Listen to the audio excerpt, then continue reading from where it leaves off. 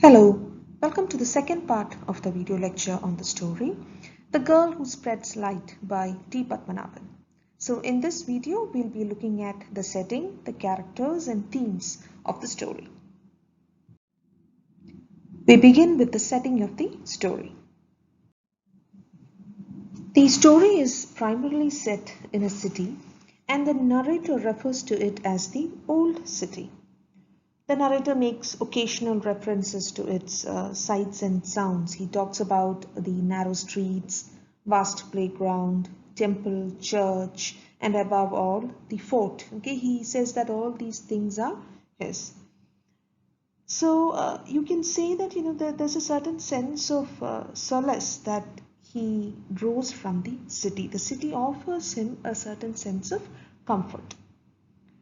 The city is placed as his home in contrast to the other places that he has visited in the course of his wanderings. Nevertheless, the city is not named, and this is indicative of a lack of identity. The narrator is portrayed as someone who is alienated from his self and his surroundings. Therefore, the unnamed city adds to this aura of loneliness. Though the city is close to his heart, it still remains unnamed, thereby accentuating his lack of a sense of belonging.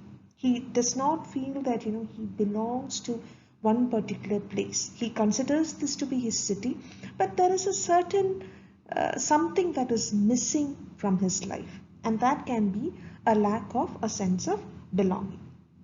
And you can also argue that the city is symbolic of all other cities, just as the narrator is symbolic of all other lonely individuals.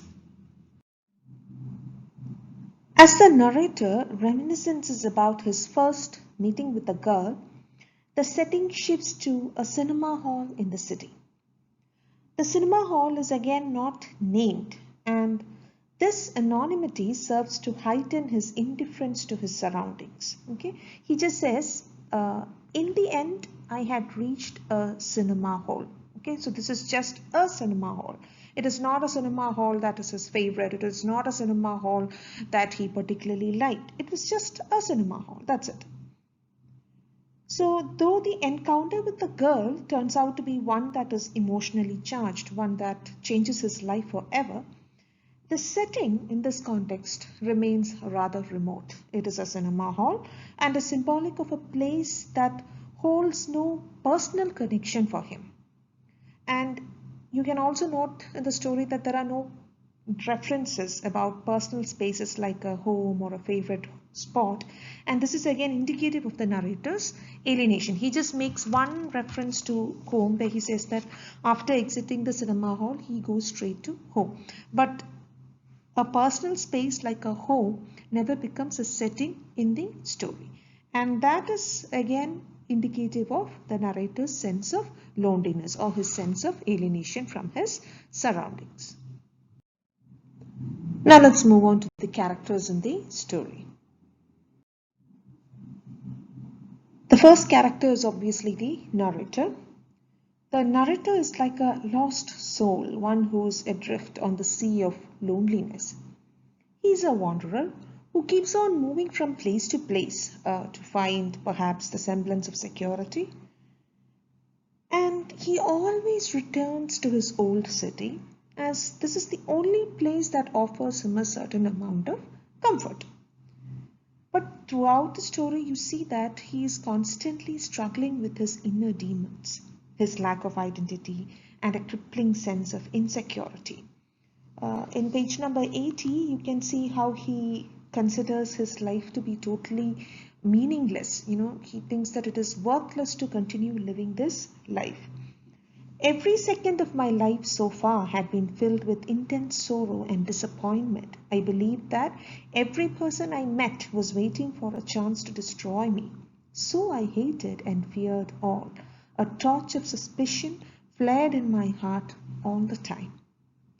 He's so disillusioned with life that he even decides to commit suicide, as he cannot bear the idea of living in a world that holds no significance for him. and he's not satisfied with his life, and his frustrations lead him to a state of perpetual angst. The girl is presented as a foil to the narrator. She is someone who spreads the light of hope. She has a boundless zest for life, and her passion for life is almost infectious. In a very short span of time, she thoroughly alters the perception of the pessimistic narrator who had given up on life. He had been planning to commit suicide, and it is at that point that he meets this young girl. And the girl's unadulterated joy and innocent behavior rekindle the embers of hope in him. She can therefore be seen as the agent of change. It is her presence, it is this girl who brings about the change in the narrator. In a world bereft of colors, she becomes the source of luminescence. And if not for her, the narrator would have perished in the mire of despondency that he himself had dug. And as the story ends, the narrator depicts the girl as a spirit of hope that will positively change the lives of people who are facing painful dilemmas. Now we move on to the major themes in the story. The theme of loneliness. Loneliness is portrayed as an evil that can vanquish human will to survive. The narrator is so lonely that he is ready to give up on life. He feels that his loved ones don't understand him, and he thinks that all he has now is himself, and he's not ready to live with that. When the narrator meets the young girl, she manages to alleviate his loneliness by her innocent curiosity and innate acceptance. A few casual utterances are enough to transform the narrator's life. It is not that the girl gave him profound wisdom. Okay, they were just talking about very ordinary things. She wanted him to tell her the story of the movie. She very happily shared the chocolates. So it was not like, she sat on a very high position and gave him all these pearls of wisdom. No. But she managed to make him feel special. It was like, he was someone who mattered. And when she talked to him, he felt happy that this child, this young girl, was ready to look past his appearances. He talks about an incident where a certain lady asks his mother about his shabby appearance. So keeping that in mind, he's very happy that this young girl has no such reservations in her mind. In his lonely life, such an experience was extremely rare, and that is why the girl has the power to alter his resolve to kill himself. Our next theme is frustrations of a static existence. The narrator feels trapped in a world without any real meaning.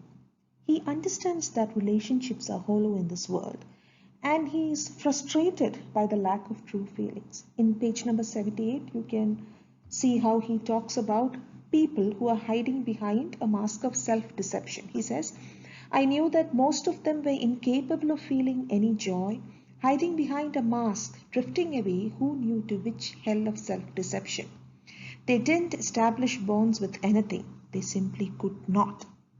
So people of the world go about living their lives in a web of self-deception. And the narrator is unable to tolerate this fake world, and he sees no sense in prolonging such a life.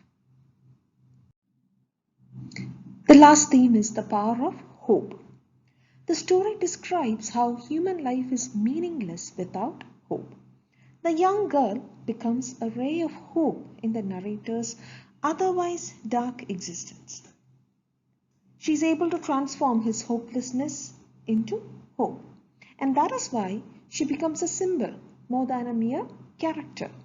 The narrator is sure that he will meet her again in the future, as she will continue to remind him that the light of hope will guide him back. He believes that just as she helped him, she'll also help others like him who remain lost without hope. So that's all for now. I hope all of you understood the lecture. Thank you.